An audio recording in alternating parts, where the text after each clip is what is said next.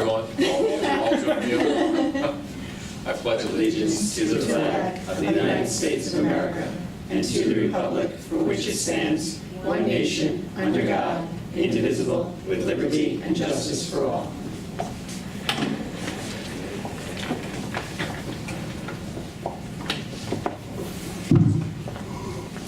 So I think the first issue is the presentation of the 2017-18 budget. Dr. Bossert, I'll hand that to you and Ms. Laughlin. Thank you very much. I think the number of residents who availed themselves of the opportunity to hear about this budget is a testament to the fact that we have been working very hard over a long period of time to make sure that this was a budget cycle free from controversy, free from difficult and painful decisions, and free from decisions that may have a negative impact on our students and program. When I arrived in the district in July, I had great conversations with this board and with Mrs. Laughlin to say, from everything that I've witnessed, read, and heard, I really felt the Elwood school community deserved a year off from those types of conversations. And I believe the board set a lofty goal early on in the school year of working this year to breed long-term financial stability. And while I'm not yet ready to open the champagne, I think we are certainly heading in the right direction to achieve that goal. Tonight's presentation, while focusing on the operating budget for the 17-18 school year, is done so in the capacity that it looks forward to the years beyond. Not only are we looking to have a cause for celebration this year in our ability to maintain all of our programs and enhance them, while remaining under the tax levy cap and decreasing our reliance on fund balance, we also have a 3 to 5 year plan in place to eliminate our reliance on fund balance, to maximize our reserves, to increase our Moody's rating, to remove ourselves from the state's fiscal stress list. All of the things that are happening are things that are positive momentum. And while we're not yet where we need to be, we are certainly poised to head in that direction in an expeditious manner. So the budget presentation that Mrs. Laughlin will give tonight, and please keep in mind we are recording it, so anyone who is not present tonight will have the opportunity to look at the archive video and have a better understanding of the budget process prior to our vote, is a budget based upon maintaining everything we currently have and some targeted enhancements that we'll be able to afford to our students, faculty, and staff, all under the state allowable cap. So, Mrs. Laughlin, would you like to take the board through that discussion?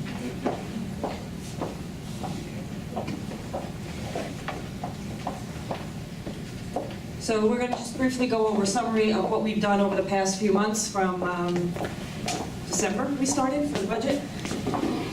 In summary, we have a 1.46% increase over the current year budget that we're operating in for this 2016-17 school year, which is about $60,330,000 overall. The tax levy is at a 1.99%, which Dr. Bossert just said is below the tax levy limit of 2.118%. The budget is maintaining all of our current programs, as well as increasing some enhancements throughout the district. The AP capstone for John Glenn High School, which has been discussed at board meetings in the past. One additional section for the 6th grade next year to allow for a transition into middle school for one of our larger class sizes down in the elementary levels. Academic intervention support services district-wide. This is a K-12 initiative. A lot of those are representative of also the ELL population, so it's for reading intervention as well as for the ELL language learners. Technology enhancements in primary grades, as well as the one-to-ones in the upper grades. 6 through 8 right now are one-to-one devices. Next year, the 8th graders move up to high school with those one-to-one devices. Teachers are training this year in order to be ready for them for next year. In addition to that, we're trying to now get our lower level children into that transition. So when they come into 6th grade, it makes it that much easier for them to start working on the devices. So we're buying Chromebook carts to start putting down into Boyd so that all classrooms have pretty good accessibility to those Chromebooks throughout the course of the school day. So this is the expenditure budget in 3-part form. This is how we have been presenting it throughout the course of the cycle. The administrative budget is a 2.37% decrease, while the capital budget is almost a 7% increase. And that is mainly a result of just flipping some coding around. The security costs have been previously reported within the administrative budget, which is about $400,000, which should actually be reported within the capital budget according to state regulations. So we're making that modification. And the program budget is a 1.2% increase. As you can see also, it is the largest portion of our budget at $45 million. So total budget increase is a 1.46% overall. The revenue side, most of our revenue, as you can see, comes from property taxes, and that is capped by the tax levy limit. We are coming in at 1.99% increase over the current year's levy that we're working with. Tuition, we do see a little bit of a decrease in the tuition line item, and that is just based on some children that have graduated out that have been attending our program, as well as some children that have been placed elsewhere from the other districts. We have a pilot payment that we receive annually. We do have a schedule of that payment with the increased payments that we'll receive. Rental property, we have an increase in that. We feel it's a conservative increase right now. We have a new policy for building use starting July 1, which has a variable fee schedule for different groups within the community that use our buildings. So that should be bringing in some revenue. Miscellaneous costs, that's interest as it relates to our investments, as well as some refunds we received from prior years, and any other type of student fees we get in, donations, etc. And we always adjust that number according to what the history has been. We kind of start taking a 3-year average of what we see there in order to make an increase on that line item. State aid, you'll see, is at $13.3 million down to $13.2 million. While the Newsday did report we received an increase in state aid, it came out on April 6th, I believe it was, where it was due April 1st. They were about a week late in getting state aid approved. We have, originally we adopted the budget with the assumption of the governor's run, which was done in January, because that was what we had to work with at the time. When the revised runs came out, we did see a slight decrease as a result of our building aid numbers being miscalculated in January. So with those numbers being adjusted for, as well as some of the other numbers, we have an increase in foundation aid. The net change that we're seeing is about $24,000 overall in a decrease to state aid.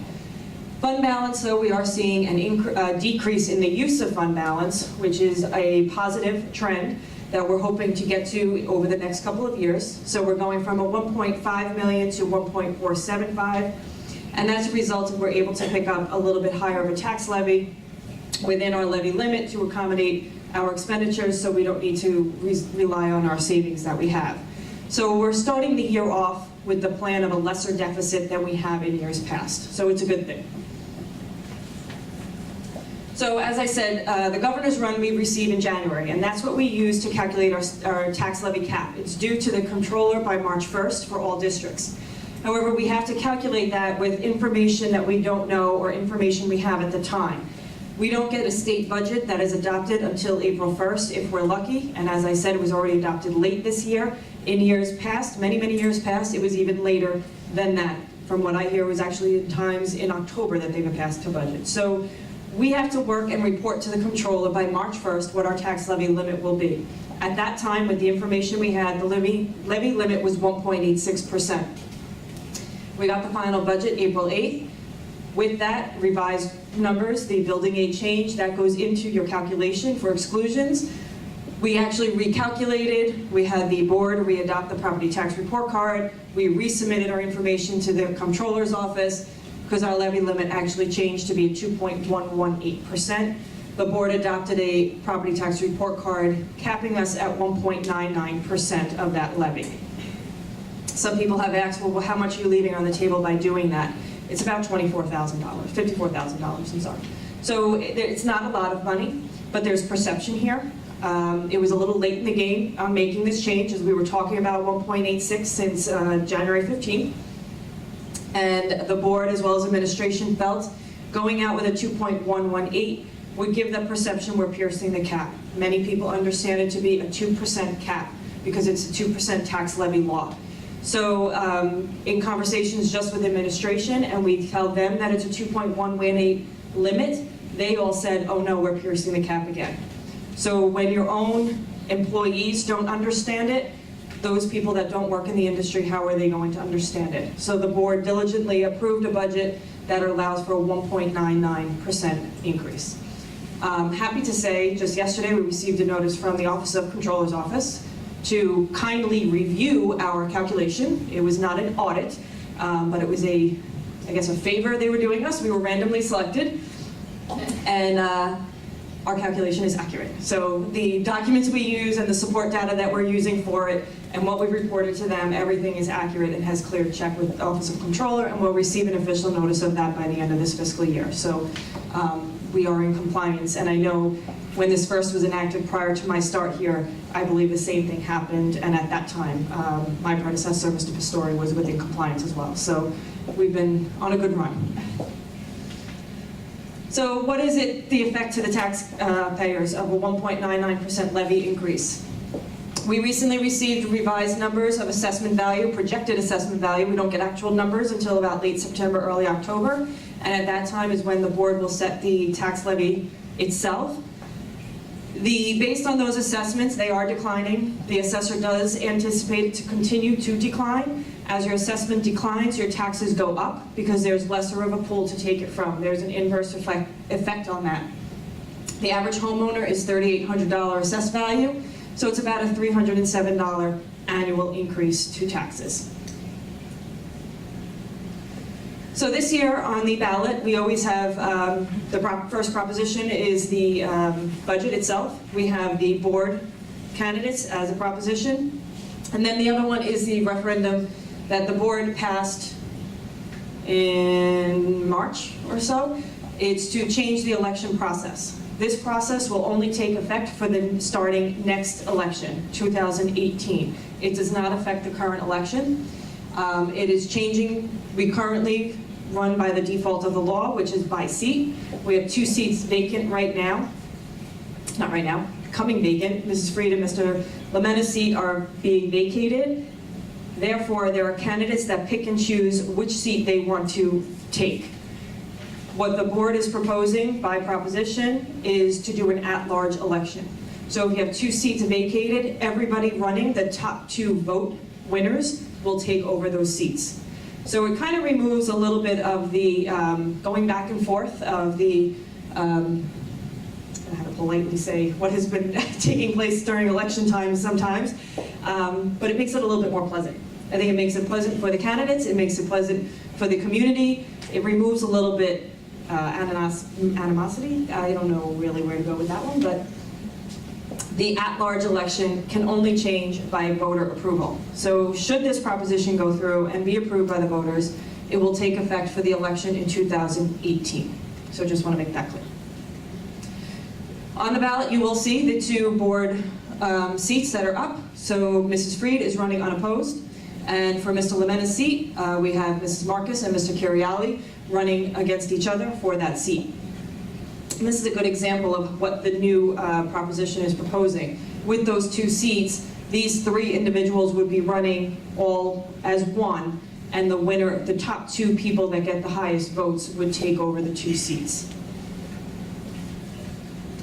So this is some information we just received this week, and we've been working on future budget projections. We've been talking about it throughout the cycle. We just kind of want to give an update to the board as to where we stand. We're happy to say, just yesterday afternoon, about 3:55, a check was hand-delivered to me for $500,000 from BK Elwood, from Angle Berman. And this is for the Oak Tree property next door. The town of Huntington passed a resolution that as soon as they make that payment to our district, $50,000 to the library, they will receive permits to start building. So the check was hand-delivered. We received it yesterday, deposited it today. They're going to start moving along now in that project. We will be bringing a resolution on May 18th with a recommendation to the board to accept that money, which is considered a donation of $500,000, and fund our ERS reserve, which is the Employee Retirement Reserve. It is the most liquidable reserve that we have. So we want to be able to have access to those funds in order to prove out fiscal stability in the future. We also have just over $1 million anticipated to receive around August, September of 2017. We confirmed that again this week as well. Spoke with State Aid. They do have it on their schedule for payments. It is in the budget for 2017. I also confirmed it with some specialists in state aid that we work with on Wednesday morning, so we are confident we will be getting that money. When we do receive that money, that is revenue that's being received back from 2004-2009 projects. The final cost reports were submitted in 2011 and approved by the state, so we've been waiting since 2011 to get these funds. There is a little bit more to come in future years, but this is the biggest bulk of the money that's due to the district. So again, when that money comes in, there will be a resolution going forward for a recommendation to continue to fund the ERS reserve with those additional monies. So for future, we're continuing to look 4 years down the road.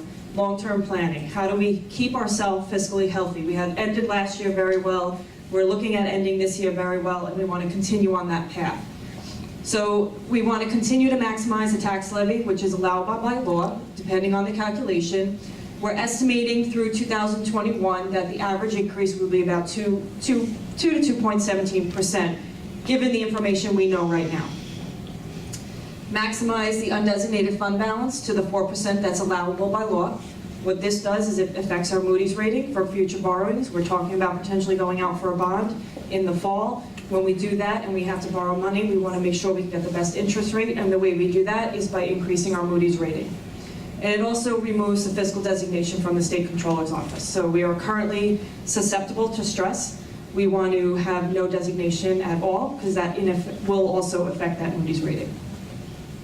We want to continue to fund the Employee Retirement System Reserve whenever possible, and utilize this reserve as a revenue source to pay for the annual employee retirement expense that we have. So every year we pay, part of the benefit for employees is their pension system. The district is required to pay a certain % on their salaries for the employee retirement system. That's all of our support staff, as well as the teacher's retirement system. There is currently no reserve allowed for teacher's retirement system, but there is legislation being prepared that will potentially be approved. We're watching that bill to see if it goes through completely to be able to create a teacher's retirement reserve. And then we're looking to reduce the fund balance allocation each year by the amount of the ERS expenditure. So we would use the ERS reserve as a revenue, and it would net off the fund balance of the 4% that we're allocating every year to the budget. And we're looking at probably about 2 years until this can completely do away with the fund balance allocation. Kind of a little flow chart to explain that a little bit further. So in 2016-17, we have additional revenue received, the BK Elwood money and the back aid. That back aid, even though we're receiving it in August, September, accounting rules and regulations, you received it within 180 days of closing out the year, you have to recognize it in the year you just closed. So it won't be revenue included in next year, it's actually revenue to be received for this fiscal school year. 2016-17, we'll fund the ERS reserve, or it's our recommendation, by $1.5 million. Our annual expense for ERS is about anywhere from $800,000 to $860,000 a year. 2017-18, continue to fund the ERS reserve with any additional savings or revenues that we may see within that fiscal year. For the 2018-19 budget cycle, at this time next year, we will be proposing to use that reserve as a revenue in order to pay for the ERS expense. So what we budget for ERS expenditures, $860,000, the same would come on revenue side from the ERS reserve itself. What we'll also do then is remove that fund balance allocation for the same amount. So that's getting us away from using that fund balance number. 2018-19, again, fund the reserve with any additional revenues we may have, any savings and expenditures. And then in 2019-20, utilize the reserve again to pay for the annual expense, remove from fund balance allocation, and we would just continue on that cycle. This is why we're saying it's going to take about 2 years to get away from the fund balance allocation, because it's about $860,000 a year in ERS. We have about $1.4 million right now allocated. Should we have a good year and receive additional tax levy money, that our levy limit goes up even higher, CPI goes up, we have that ability to maybe reduce that a little bit quicker. The annual budget vote is May 16th, 2 weeks, I think, from 2 to 10 in this building in the cafeteria. Please come out and vote. Questions? Any questions from the board? Ms. Freed? So the enhancements, just a couple of questions. The transition, sixth grade transition, Dr. Bossert, is that maintaining class size as it is now because the grade is bigger? Or are you looking to reduce class size in sixth grade for transition purposes? Had we not added the additional section to the sixth grade, our class size would have been around 28. With the additional class size, it goes down to about 23 and a half. Okay. The other instructional benefit is because we will have an even number of sixth grade sections as they enter the middle school. There's going to be a greater emphasis on team teaching and departmentalization that we feel will be beneficial to the instructional program. Is that 23 much lower than it is now in sixth grade? Yes, Okay. this year's sixth grade is larger because it has 7 sections. Gotcha. We also, it would appear, we have a larger class coming Right. up from Boyd than we have exiting to go to John Glenn, so that our class sizes will really be pretty close to that level throughout the middle school. Sixth grade was projected to be the largest of the 3 grades next year, which was another rationale for adding the additional section. Great, thank you. And then, Mr. Tranchino, the Chromebook carts that you're looking to put into Boyd, I know some of the organizations donated, sorry, I know you're on the camera. That's okay, no, okay. Donated Chromebook carts in the past, so I guess what I'm asking is, are they accounted for in what our purchases are, or are they already obsolete, or are they? They're not obsolete yet, but they're going through that phase out where, they're into their 3rd and 4th year. Right. However, we are looking at, I believe it's 7 carts for new purchase of 7 carts to It's going to supplement. what we supplement already have. and So it's add, supplement, so we took an inventory, we know what we have, right, and. and we're adding 7. We're adding 7, right. We're looking to increase accessibility throughout the building.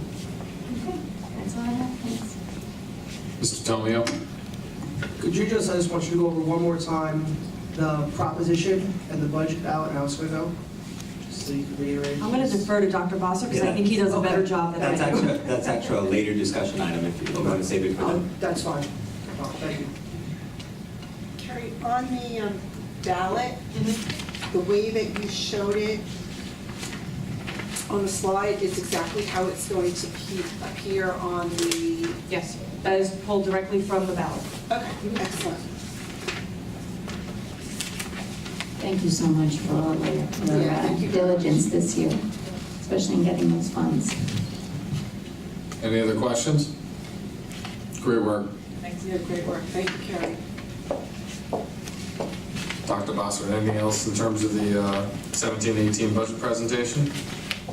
No, just that I would also like to extend my thanks and appreciation to Carrie for all the work that she did, along with our dear administrative team and some support staff. There is sometimes a mistake that the business office guides what is included in the budget. The way it really works is the educators indicate what the priorities are that must be in the budget, and the Mrs. Lockwood is charged in making that work. And she has made that work at a very high level this year. I would echo that, and I would also say the thing that really strikes me is we committed coming into this year to really think in a multi-year framework, and we're there. We're not just looking at an annual budget, but we're looking at the annual budget in terms of a 4 or 5 year framework where we're being very thoughtful. So kudos to the business office and the administration led by Dr. Bossert to really extend that view and think about our long-term fiscal stability, viability, and that really is what will position us to optimize experiences for our students, which is our focus. So with that, I will open it up to our first residents' remarks. Remarks are limited items voted on or discussed at this business meeting. Persons wishing to speak should identify themselves and any organization they represent at the meeting. Comments should be kept as brief as possible, may not exceed 3 minutes, consistent with Board Policy 3452. Public discussions of matters related to staff, students, or others in which their reputations, privacy, or right to due process could be in some way be violated is strictly prohibited. With that, I'll open it up for residents' remarks. Any of the 3 of you? All right, seeing none, we'll move to presentation and discussion items. Dr. Bossert, over to you for those 2 items. Thank you. This is a response to Mr. Tomeo's question. When the voters come, we no longer use the lever pull voting machines, as you know, so we have paper ballots that folks will fill out in confidential folders, and it'll have 3 different items to vote on. And the way that the ballot will look this year is that the first proposition is vote yes or no to support the district budget. That is a very simple one. The second refers to the proposition that was added that will ask the community to consider a change to the way our board elections are governed. Right now, we, as you know, use a seat election. Candidates vie for a specific seat, and we are seeking the community's permission to change the way we govern next year's election to an at-large election. And what that means for those of you who may be watching from home is that if there are 2 board seats available and 7 people run, the 2 top vote getters get those seats. It is becoming more commonplace. The way we do it now had been the default when district charters were established, but it is becoming more and more commonplace to run what is called at-large elections within communities. We feel that will have a very positive impact on our community moving forward. It takes away some of the personal nature of a campaign because you're just campaigning for yourself rather than campaigning against someone else. So we're hopeful that the community will support that proposal that the board asked us to include on the proposal. Just to make one clarification, when we sent out our district newsletter informing everyone of the budget and all the other things, we had some incomplete information. We finalized it before our candidates were set, and we finalized it before the ballot had been printed. The ballot will actually show that question about the board election as proposition number 2, whereas it appeared in the newsletter in proposition number 3. It's word for word the same proposition, so hopefully the order that it's placed on the ballot won't confuse anyone. And then third and finally, the third proposition on the ballot is to ask the community to support either Julia Freed or no one for the seat currently held by Julia Freed. So assuming Mrs. Freed votes for herself, she'll be returning to the Board of Education. And for the other seat, we have our 2 candidates, Mrs. Curiali and Mrs. Marcus. So we will have definitively a new board member joining us on July 6th, which is the next scheduled board meeting that we call our reorganizational meeting. We reappoint, we re-swear in new board members, we appoint board officers typically, and we have lots and lots of personnel actions that help us get through our summer months. So hopefully those who are candidates have that date circled on their calendar for potential availability. But we will have that vote take place, and hopefully it'll be very, very positive. The fact that it's been very quiet, I perceive as a good thing. I have shared with the board and the community many, many times that when people aren't happy, they tend to come and let you know. When people are feeling content and supportive of what we're doing, they don't necessarily feel the need to come tell you that. So the fact that we are having a budget hearing with 3 community members present, while some may perceive as negative, I think it's a sign of confidence in the work that's been done within the district this year. So I will leave it to that. The other item up for discussion tonight is in advance of the May 18th board meeting. Throughout the year, the board has asked the administration, and with the board's help and input, to evaluate committee structures that take place through the district. You know, the board has several committees that focus on finance and budgeting, that focus on facilities, health and safety, curriculum, technology. There are a lot of board committees that do some very fine work, co-chaired by board members, facilitated by administrators, and with lots of public assistance. One of the things that the board set as a goal for me when we first arrived was to find a way to try to get more people involved in these conversations and make these committees more open and available to all members of our community, not just necessarily those who may have a special interest in the area. And while there is some regulation and statute that dictates how certain committees must operate, like our audit committee is something that is regulated, there are other committees that are really just driven by board policy. So after much discussion with community members, board members, and administrators, what I have presented to you here is a final draft of red line revisions that were made to the policies that pertain to board committees. Our intent is to make sure the board is comfortable with these as they've been drafted. You received them in your weekly update that I sent home Friday for a preview. I've heard from some of you, some changes have been made based upon the input that you gave me. But what this seeks to do is to make all of our committee meetings open to every resident that's interested in participating, moving away from a process where people need to apply and have their qualifications reviewed. That's really the black and white what we're looking to move away from. We want to be all welcoming, all inclusive, and hopefully see a number of new faces join us. So if you look at the red line changes, it is reflective of that. There's not really many substantive changes beyond looking for that type of scope. But tonight's the night that I felt you might like to discuss it. And once we make any necessary changes, we would place them on the May 18th meeting for first reading and then adoption in June, so that when the new board is formed in July and we begin to put together our practices for the next school year, we would have new committee structures in place. This committee structure would call for co-chairs from the Board of Education, an administrative liaison, and all meetings held openly in public with all welcome to attend. Thank you, Dr. Bossert. With that, I'll open it up to the board for any comments, questions relative to the outlined version of the committee charters. Mrs. Weiss? I'll just ask, just to clarify, so the facilities committee and the curriculum committee that weren't mentioned in here, there's no change to those committees, correct? There's no policy on those. They're not addressed in policy, so we have flexibility with those specific committees. Okay. I think the original, when we look at the first part of it though, it would apply to any committee. So including facilities and curriculum, meaning it's open to the public. Right. You don't have to apply to it. All those general committee guidelines would apply to those committees as well. I believe that's correct, right? I also, if you noted, took out references to subcommittees because the policy speaks to board committees specifically. Subcommittees often are born from board committees, and I didn't want to handcuff us with policy to say how that must be done.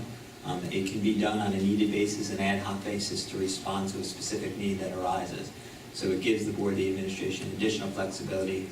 For instance, as the curriculum committee did most recently, they put together a subcommittee to develop a survey. That was driven by need, not driven by policy. So you'll see that I removed lots of references to subcommittee within this language. So just as a general comment, I do like the fact that this year we started to do co-chairs. I believe this really is the first, it is the first year that we've really done that, and I think that that has been a great collaboration. I feel like it's a way to not only encourage more teamwork amongst, but also to be able to throw off ideas to one another, and I found that to be, so I really have enjoyed that portion of it. And I love the fact that we encourage, because I think a lot of times people feel that, well, I'm not on that committee, so I can't go to a meeting, and I really, want to really encourage that the open, all these committees open, everybody's encouraged to come. We want participation from our community going forward.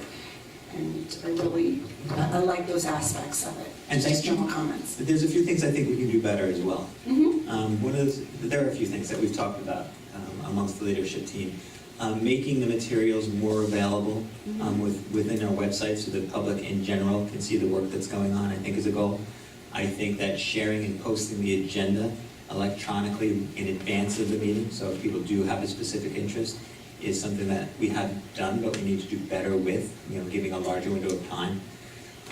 Something we intend to do, because we won't have appointed committee members if the board sees fit to change the policy, is at the meetings collect demographic information, name and email most specifically, so that we can continue to communicate directly with people who show a specific interest in the topics we're discussing. So that those who have invested time will be, kind of spoon-fed. Here's the next agenda, here's the next meeting time, we hope to see you again. And I think those who take their time to volunteer to our committees certainly deserve that additional benefit. And I think that one of the examples of that, it's a little bit of a caveat to it, is the curriculum conversation that Mrs. Hall has started this year. And I think the first conversation that we had, I mean, I'm just throwing out a number, maybe we had 25 people there. The next conversation, we had 40 people there. The next conversation, it's increased, and I think knowing that it's open, knowing that there's a dialogue, having that communication and that information available really increases community participation, which is part of our mission, And engaging community. And to echo your thoughts, I think it's important that we have some structured discussions. And I think when we have a board committee meeting, it's based on an agenda, and we stick to the items on the agenda. But when I hold a community forum and Mrs. Hall has a curriculum conversation, that's more of an open forum. So that if someone does have a question or concern that hasn't appeared on the agenda, they do have the forum to raise it and discuss it. I just have two things to say. First being, I think last year we did a little bit better of a job than we did this year of reporting back to the community on what we've been accomplishing or doing throughout the year. I think there's a lot of work that goes into these committees with the board and the community. It would just be nice to reflect and share. I think we got a lot going on this year, but I think it would be something to definitely hold ourselves to it as far as the report goes on the second bullet. And maybe as the year concludes, we can have a little bit of a recap to show the community what each committee accomplished. Not that it needs to be in the policy, but something to be cognizant of that going forward. We kind of say, look at what we've done. We're not just a subcommittee or a committee to talk and blow hot air. We actually accomplished something. I think we can somehow achieve that next year and going forward. And to echo your thoughts, it's in the policy. It is. It says June by June 30th. The board will be, Thank you for listening. the board will be required to give such a report to the community prior to June 30th of each year. But I would suggest that that's the minimum requirement, that giving quarterly reports or reporting at monthly board meetings after the committees have met is probably best practice.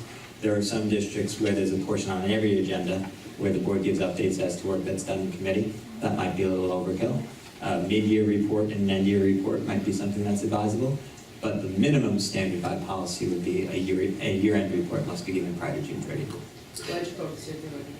Correct me if I'm wrong, but in the previous years as being an observer, not a board member, I seem to notice that after meetings, like after you had a curriculum meeting, and just because I sat on curriculum last year, that you would come to at the next board meeting, you were kind of giving an update. I seem to have noticed that, and I, as a resident, I appreciated it.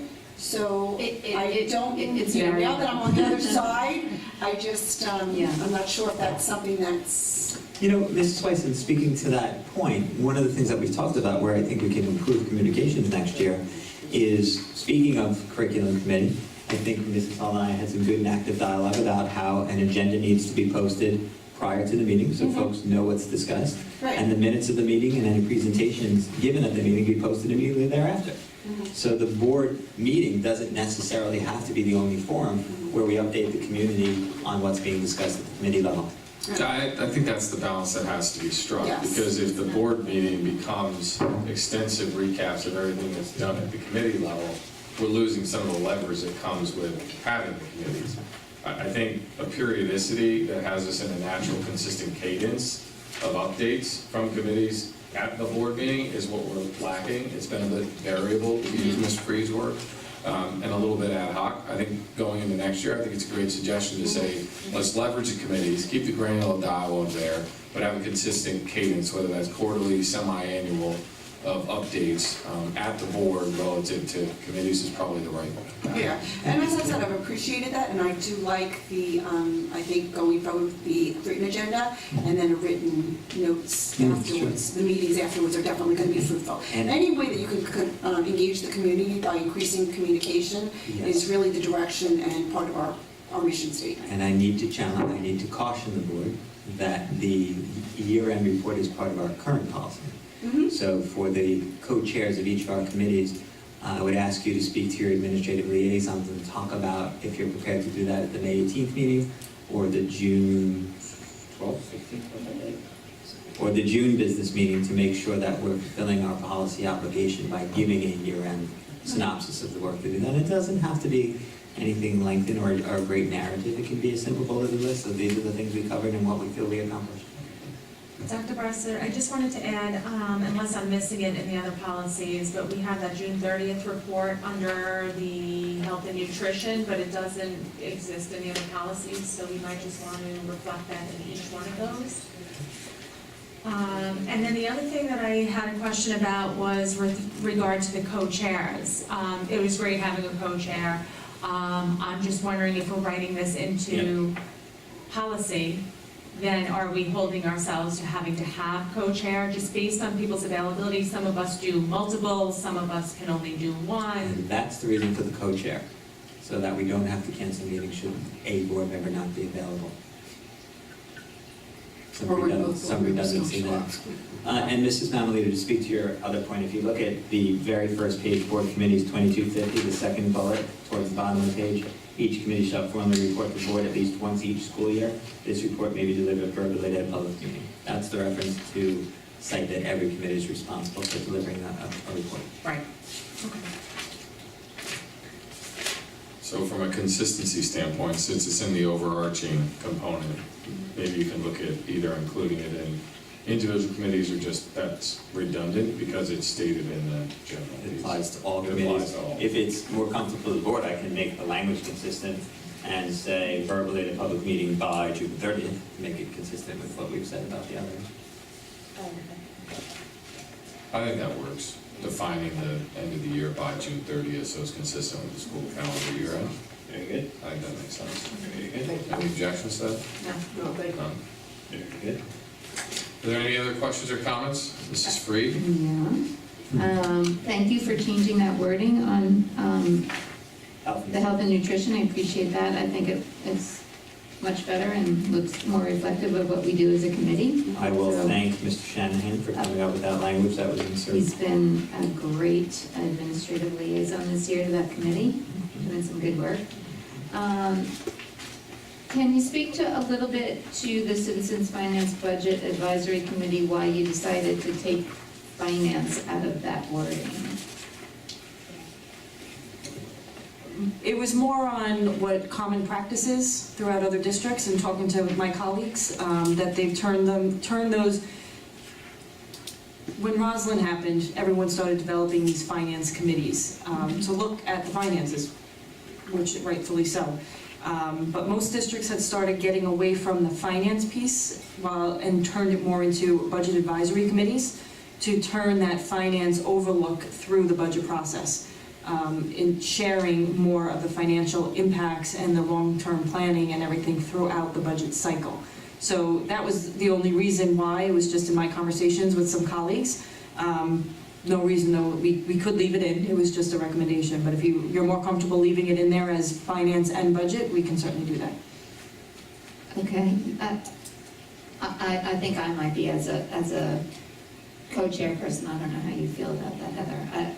I just don't want it to be a perception that we're taking something away or Not at all. not being as transparent as we should. Or No, we don't that wanna was show not, some- no, that's not No, the I know, intent. I'm sure it wasn't, honestly, I'm sure it wasn't, I just don't want there to be a perception about that. Also, having, and I shared my concerns, and I think, Dr. Vassar, you answered them really well. When you open a committee up to everyone, sometimes it's not a small committee that can do small group work. And I think the fact that you're saying that we can form subcommittees to tackle particular problems really handles that. I was worried about the dissemination of information to committees, because many times, for example, Mrs. Hull or Mr. Shanahan will send the committee things that we should be reviewing prior to the committee meeting. It makes the discussion more fruitful. But I think that if we do get people's names and email addresses on those first couple of meetings, and we have a group of people that are interested in that particular topic, I think we'll be able to pull that off.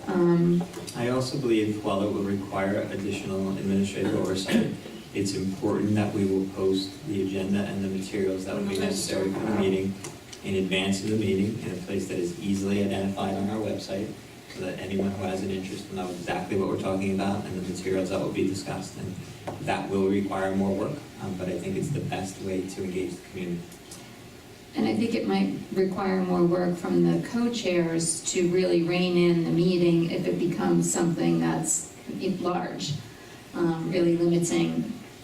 Well, I think it's also about the agenda, right? I mean, I think what we're The gonna agenda. find is that the committees actually have better defined agendas, and you need to stick to those agendas, and if they're posted in advance with associated materials, it's gonna be more work, but it's also gonna be more forward-looking planning. You're not gonna be able to get to a meeting and be structuring the agenda 24 hours beforehand, right? We're gonna have to be thinking a couple weeks ahead of time, finalize the agenda, post the materials so that people have an opportunity to see it. And then once you have that meeting, I think with a posted agenda and published materials, there should be more of an understanding that we're sticking to that script.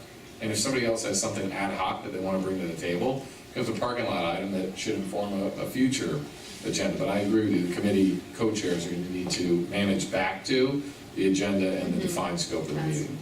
Yeah, I would just want to be cautious that this is, not perceived as an administrative-driven agenda or a board-driven agenda always, and that input from the community is always welcome, and that there is a way to possibly get those items on future agendas. So we've had that issue in the past, where it's just put out and people felt like, okay, do we really have a voice in here? So I want to we have to be cautious going forward that, although we'll have preset agendas, that, there will be room for discussion for the possible future items. And Correct. I think that's an essential element on agendas to say other items of interest to be pursued in the future. That good of the order that we always talk about at the end, where we don't necessarily talk about the topic, but we talk about including that topic in a future agenda. Yeah, the only other thing I would say is I don't feel like we have to be cautious. I think we actually have to be bold with respect that we're creating a new structure to be more inclusive, to give more people opportunities, to make all these meetings more publicly transparent as to what's going to be talked about, to invite more people to participate. I think that's the message we have to carry forward. And if the risk is that people feel like we have an agenda, we just have to reiterate what you said and what Dr. Basso echoed, which is if there's other items out there, include them, right? If we can't handle it in this agenda, or we're not prepared to dig into the details, we want to hear the feedback and get it into future agenda. But I actually think overarchingly, the board is taking a position along with the administration to be far more inclusive. Think about the historical process. You had to apply, you had to be reviewed, you had to be appointed, and then you were restricted to some subset of people. While the meetings were public, it was there's this defined group. So I think overall, the board needs to be applauded along with the administration for projecting a forward view that's going to be far more inclusive. Yeah. I can only speak on the committees that, that I've been participating in, but I know initially that we've done that. Like at the first meeting, we might say, okay, let's look at what we're going to focus on, and who's ever there, and we've invited them to kind of make suggestions, particularly when we've had our curriculum conversation, and they've steered and helped us focus the agenda for the curriculum conversation, and some of the committees that we've been on, and there's always been a portion of that meeting, like, you said, where we, at the end, where we said, okay, what, is there something we're missing? Is there a concern that you're having? So there's always an opportunity for a forum for discussion, and I think that has encouraged and participation and fruitfulness and substance. Good. can I ask you, is there a way for next year, so if we want to start out hoping to have people off, right off the bat, that we can start collecting emails, can we send out something through a district blast that these are the new policies, it's open to all, if you're interested, please contact or click, and so we start gathering that information, so going into September, of course, do it in the beginning of the year again, but we might already have a core group of people that have interest and can start disseminating information. Here's why I struggle with that. We have consistent and very effective methodologies for reaching our parent population. The email blasts, the telephone robocalls. We have a database that has all of our parents. I have then restricted those invitations to parents only. where we have many active members of our community who have served on committees in the past. I'm sure we continue to enjoy doing that, and I have now given a benefit to those who are parents of school-age children and denied that same access to the 50% of our community that does not have school-age children. So I'm comfortable with posting them on the website. I'm comfortable with placing them in newsletters that are delivered to every household, but I struggle with the robocall and the email blast because it targets a specific segment of our population. I completely support, I mean, maybe after graduation, we usually send out a summer edition, correct? So if we can add that in there, that'd be great to refer to the website or contact so-and-so. And if people don't throw away my postcards, it will be even better. Both, that's right. With regard to the finance, I'm going to have to say I agree with Julia. You know, perception is reality sometimes. It's not a key issue for anyone in the administration. It was a discussion. We thought it might lead to a more focused conversation. But if there's a concern amongst the board that it's going to send the wrong message, no need to make the change. I think that one other thing about the CFBAC this year is that we met as a committee as part of a board workshop.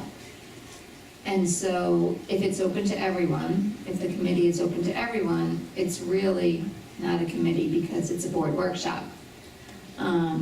So we might want to consider, with input from the committee that's serving now, whether we would want to meet prior to that board workshop regarding the budget process that's not being taped, so that committee members who are interested in the budget advisory committee can give their input not on tape and can feel that they're actually part of a committee that's focused and not part of a board meeting. I'm not married to either way. I mean, I would go with however the budget committee members want to go. But I think that we might want to consider that. I definitely agree. I think that being on that committee for so many years, it was definitely a different experience this year. There was definitely less dialogue, although we thought we were making it more transparent by taping it and bringing it and as a part, hoping for more participation. It seemed more restrictive. So, and that was not the intent. The intent was to go the other way. But I think we might be more beneficial going back the other way. And you know, that's if Julia and I do it again or whoever, but I just, from experience, from years prior to last year, I think it suffered a little bit from the community's perspective. Okay, so just as a point of clarification, I'm hearing a request from both of you to add back the word finance into the policy. The second thing that you're requesting really is not policy, it's more the approach you're going to take to meeting structure, cadence outside of policy. Fair? I agree. I think that reading this draft and not knowing that we're considering that would be a mistake. Okay. So that fact that this is going to be posted on the website, I want it to be public, that we'll consider a more committee forum. Okay, perfect. And I think we've done that obviously in a public meeting now, but there's no change to the policy at all. Correct. Okay, great. Any other questions about the proposed amendments to the policy related to board committees? Okay, seeing none, I would just like to applaud all of you for the work you've done to take a fresh look at each of our committees, along with the administrative team members that are a big part of it.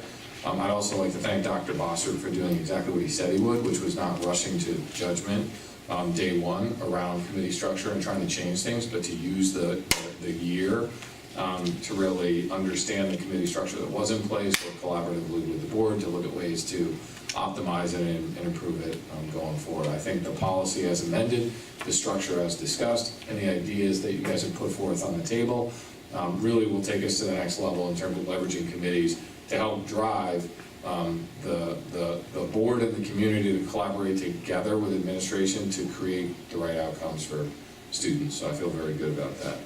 Dr. Bossert, anything else from your perspective on presentation discussion item number 2, board committees? Just that I thank the board for your efforts in working through this practice with us. This conversation began in July and has come to conclusion here in May. And just as a matter of protocol, I will now, as amended, place these policies for first reading on the May 18th agenda, and then there'll be a second reading in June, and then they will be the policies that guide us within the 17-18 school year. So thank you for your efforts. Excellent. Having concluded the 2 presentation discussion items, I'll formally open it up to our second residents' remarks. So the 3 of you have another shot. Resident remarks are limited to items voted on or discussed at this business meeting. Persons wishing to speak should identify themselves and any organization they represent at the meeting. Comments should be kept as brief as possible and may not exceed 3 minutes, consistent with Board Policy 3452. Public discussion of matters related to staff, students, or others in which the reputation, privacy, or right to due process in some way be violated is strictly prohibited. I'll open it up to our second resident's remarks. Going once, twice, 3. So with that, can I have a motion to formally adjourn our budget hearing work session of the Elwood Board of Education, May 4th, 2017. Motion by Mrs. Weiss, second by Mrs. Freed. All in favor? 5-0. Thank you. Thank you, board. Thank you, residents.